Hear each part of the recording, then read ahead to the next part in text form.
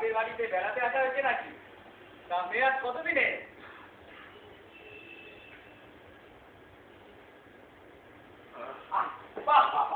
এই চাটা দেখো ভালো করেছো, তোমার হাতে গুণ আছে দেখতে পাচ্ছি। দাদা, আমি রান্নাটা দিচ্ছি তো, আপনি বসুন, আমি আসছি।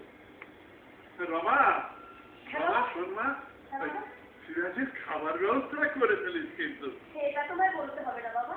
দাদা, আপনি কিন্তু খেয়ে যাবেন, আপনি বসুন, বাবার সাথে গল্প করুন। ঠিক আছে ঠিক আছে, তোমার হাতে রান্না না খেয়ে তাহলে এখান থেকে নড়ছি না।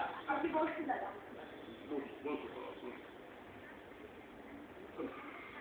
কতদিন পরে তোমার থেকে দেখা। মাস্টারমশাই, একটা কথা জিজ্ঞেস করবো, যদি মনে কিছু না করে? বলো না। আচ্ছা, বিয়ের পরে কি রমা আপনার কাছেই থাকে? কেন, ওর শ্বশুর বাড়ি?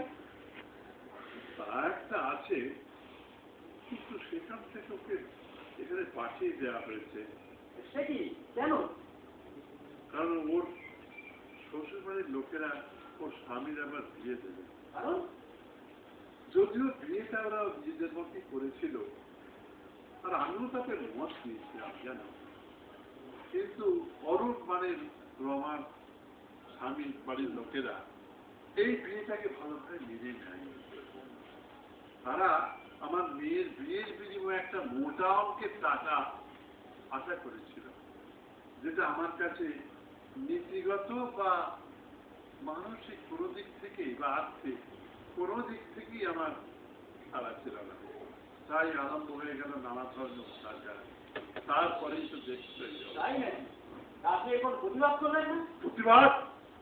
সিরাজ, এই সমাজে হৃদয় থেকে ছুড়ে ফেলে দিয়ে মান সম্মান পুরুষত্বের কেনা বেচা চলে, সেখান থেকে প্রতিবাদ এবং কাগজে কতগুলো আর্টিকেল দেখলে কি সমস্যার সমাধান হয় তা কোনদিন হয়েছে? কেউ যেখানে অন্তরের তাগিদ অনুভব করে না, সেখানে দরজায় দরজায় কাঁদুনি গিয়ে বেড়ালে কোনো ফল হয় না সিরাজ, এবং আলোচনার বিষয়বস্তু হয়ে উঠতে হয়। মানছি মানছি আপনার কথা ঠিক, তবে যার যেটা ভুল তাকে জানিয়ে দেওয়া তো উচিত নয়? অবশ্যই উচিত, কিন্তু আগে বুঝতে হবে মানুষের সমাজগত সমস্যার সঙ্গে ব্যক্তিগত সমস্যার পার্থক্য কোথায়। তার মানে আপনি বলতে চাইছেন এটা যেহেতু আপনার ব্যক্তিগত ব্যাপার, তাই কেউতে নাক গলাবে না? ঠিক তাই। তাহলে যা চলছে তাই চলবে। আমাদের সংগ্রাম চলছে চলবে, আমাদের সংগ্রাম চলছে চলবে, আমাদের সংগ্রাম চলছে চলবে।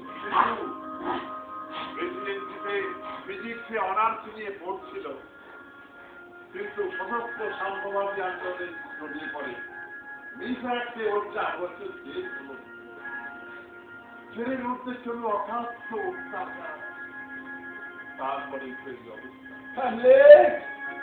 ক্রুশবিদ্ধ যিশু, forgive and forget, forgive and forget, forgive and forget, forgive and forget.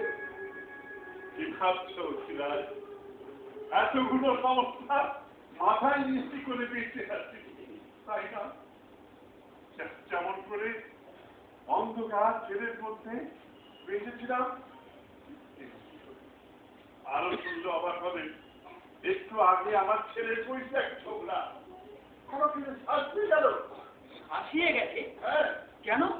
কারণ এ বাড়ি আমাদের ছেড়ে দিতে হবে, মানে এখানে একটা মাল্টি-স্টোরি বিল্ডিং তৈরি হবে।